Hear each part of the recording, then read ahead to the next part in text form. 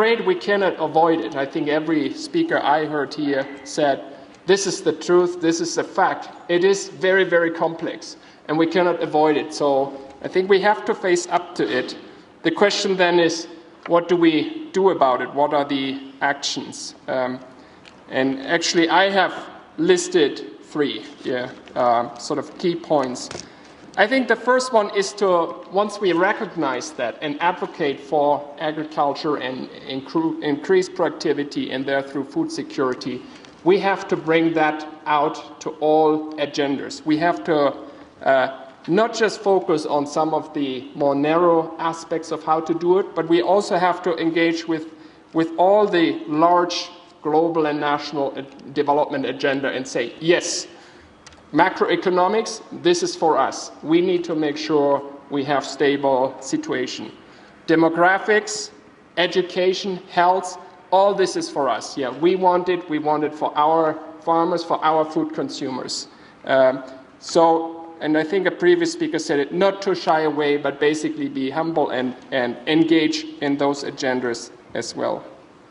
The second point is, I think, because this is such a complex issue and because we haven't solved it, we are here for the long haul. This is nothing we can resolve overnight, and I think we have to continue working on the right institutions for this longer-term agenda. Yeah, and that has to do with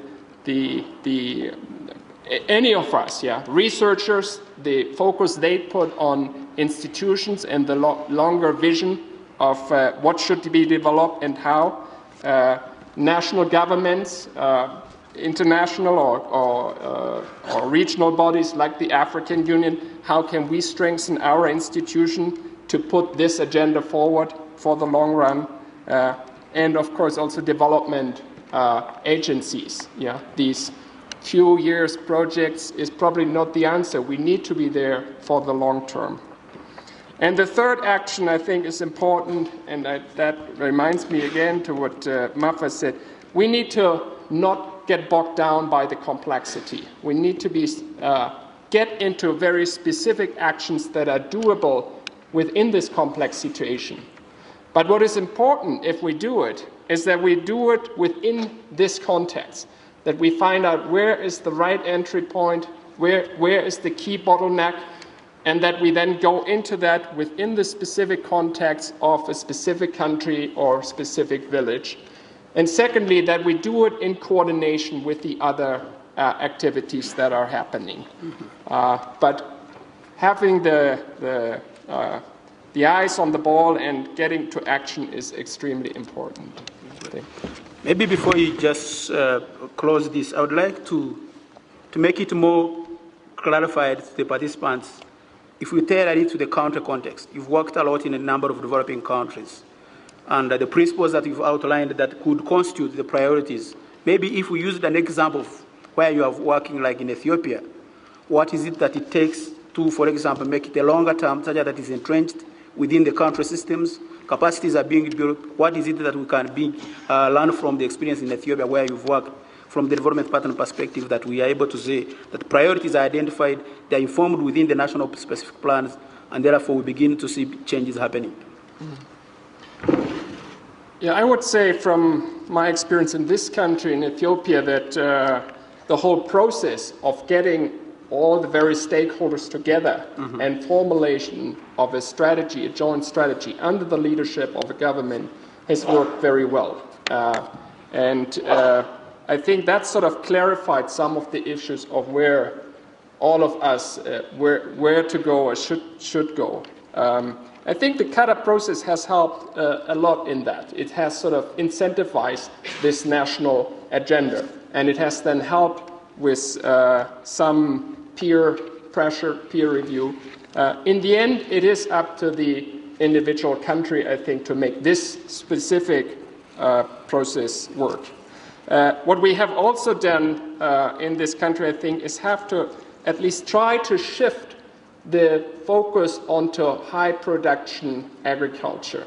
The resources that have gone in this country into sort of this realm of agriculture and food security have focused a lot on food food insecurity, and in particular in food insecure areas of the country. And these are areas where, in general, not everywhere, but in general, the returns, when we talk about agriculture productivity, are lower. So we have tried to complement those focuses on food security with a focus on agriculture productivity and targeting those areas and those investments where we expect the highest return.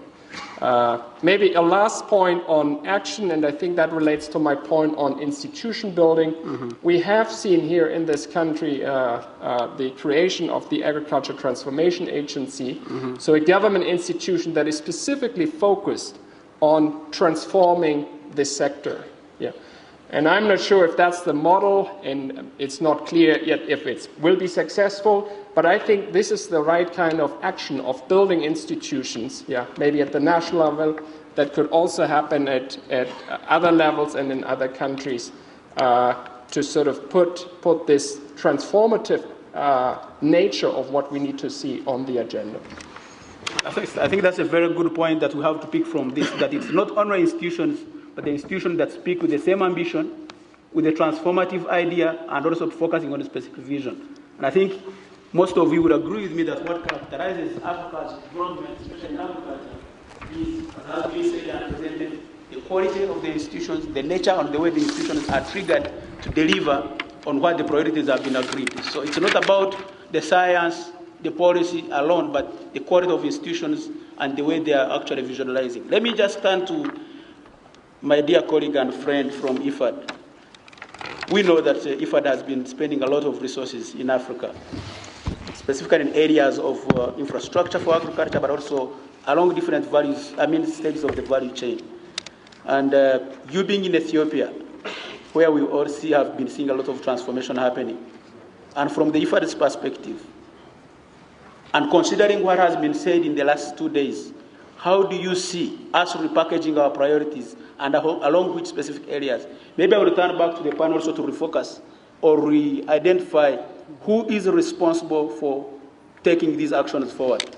Because that's the best way we can be able to move out, knowing what actually needs to be done by which responsible institutions. IFAD. Thank you very much, Boaz. Very, very fascinating conference, this one. Just for those who may not be aware, there are several conferences going on in Addis this week, and I happen to attend. This is the third one, and we are all talking about the same thing, more or less, and how to enhance agricultural productivity, the food security, and ultimately the livelihoods of those people that we are concerned about.